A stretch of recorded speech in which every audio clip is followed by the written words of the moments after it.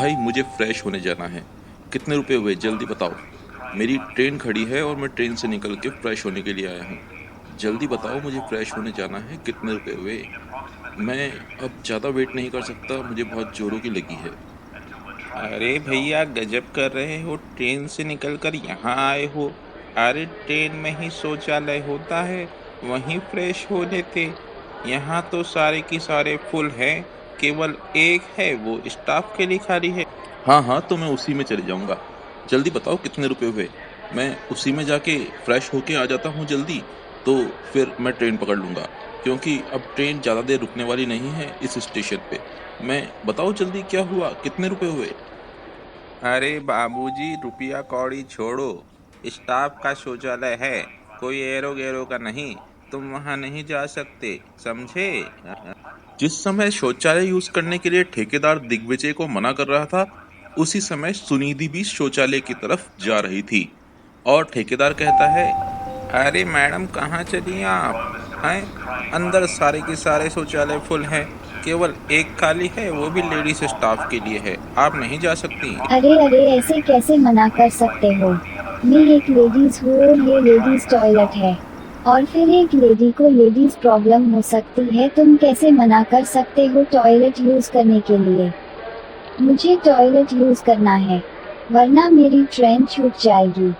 अरे तो madam, train में ही हो जाती, यहाँ क्या करने आई हैं? हैं? यहाँ तो आप अंदर नहीं जा सकती, क्योंकि ये लेडीज टॉयलेट तो है मैडम, पर यहाँ सब फुल है, स्टाफ का ही खाली है बस। हाँ। अरे भाई कम से कम लेडीज को तो जाने दो। मुझे नहीं जाने देते तो कोई बात नहीं। यार वो लेडीज हैं, उनको कोई प्रॉब्लम हो सकती है। कम से कम उनकी प्रॉब्लम को तो समझो। तुम क्या समझ रहे हो यार, ये गलती है तुम्हारी।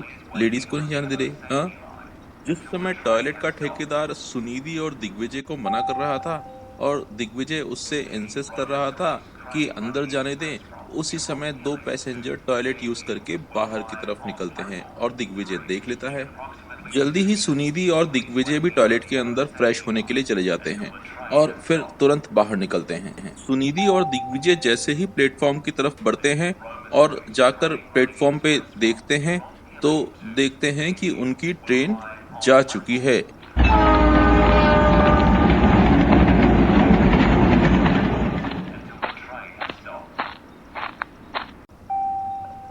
अरे अब बड़नगर कैसे पहुंचूंगी मैं।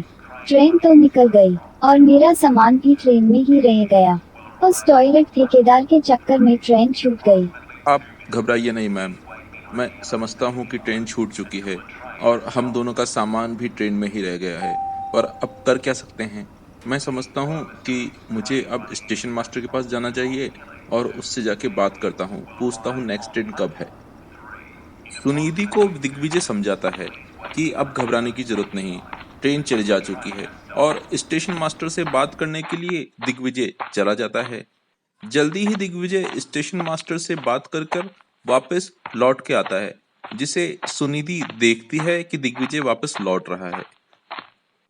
वो, मैडम मैंने अभी स्टेशन मास्टर से बात की कि नेक्स्ट ट्रेन कब है, तो स्टेशन मास्टर ने बताया कि अब नेक्स्ट ट्रेन कल ही मिलेगी, वो भी शाम को 3:45 बजे, और ये 24 घंटा हो जाएगा। हे भगवान, अब तो पहुंच चुकी बड़नगर। कल मेरा पेपर है और मैं यहाँ प्लेटफॉर्म पर खड़ी हूँ। कैसे पहुंचूंगी कुछ समझ नहीं आ रहा। और सामान भी गया। मैम मुझे लगता है कि हमें बस से बड़नगर जाना चाहिए, क्योंकि अब 24 घंटे बाद ट्रेन आएगी, उसमें बैठना पॉसिबल नहीं, पूरी रात यहाँ रुकना पड़ेगा। इससे अच्छा तो हम लोग एक बस पकड़ते हैं और उससे बड़नगर चलते हैं। अब सुनिधि और दिग्विजय प्लेटफॉर्म से बस स्टैंड की तरफ चल पड़ते हैं और जल्दी ही बस स्टैंड पहुंच जाते हैं। बस स्टैंड पहुंचते ही सुनिधि और दिग्विजय को बड़नगर की बस दिखती है, जिसमें जाकर वो बैठ जाते हैं। अच्छा हुआ बस मिल गई, वरना प्लेटफॉर्म पर ही रात बितानी पड़ती। अगर मुझे वो ठेकेदार मिल जाए तो दांत तोड़ दूं उसके।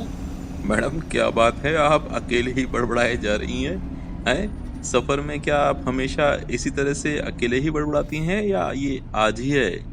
नहीं, वो आज ट्रेन छूट गई उस ठेकेदार के चक्कर में। बस इस कारण मुझे गुस्सा आ गया था। By the way, I am Sunidhi.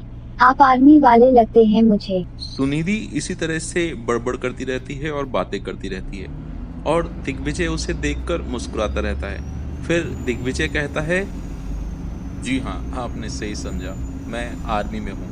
मैं कुछ दिनों की छुट्टी के लिए आया था और आपने देखा कि ट्रेन मेरी भी चूक गई आपके साथ। आप आर्मी वालों का काम तो काफी खतरनाक होता है। सुना है जान तक चली जाती है। जी हाँ, सही सुना है आपने। दरअसल मेरे भी अभी एक आतंकवादी ने पैर में गोली मार दी, जिसके कारण डिपार्टमेंट वालों ने मुझे कुछ दिनों की छुट्टी दी है। इसीलिए मैं छुट्टी में घर पे आया हूँ।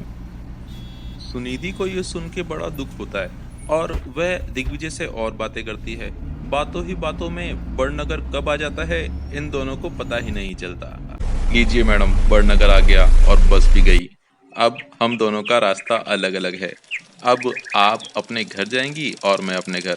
समय का पता ही नहीं चला कि कब बड़नगर आ गया। चलते हैं। अरे ऐसे कहाँ चले आप? अगर अगली बार मेरी ट्रेन या बस छूट गए तो भला मैं किसके साथ बड़नगर आऊंगी? इसलिए आप अपना कांटेक्ट नंबर मुझे दे दीजिए, मैं आपको कॉल लगा लूंगी। दिग्विजय सुनिधि को अपना कांटेक्ट नंबर दे देता है और दिग्विजय और सुनिधि दोनों एक दूसरे को देखकर बहुत खुश होते हैं और मुस्कुराते हैं। अब जल्दी से जाने की बारी आ गई है। दिग्विजय अपने रास्ते चले जाता है और सुनिधि अपने रास्ते। क्या दिग्विजय और सुनिधि एक दूसरे से फिर मिलेंगे? जानने के लिए देखिए नेक्स्ट एपिसोड।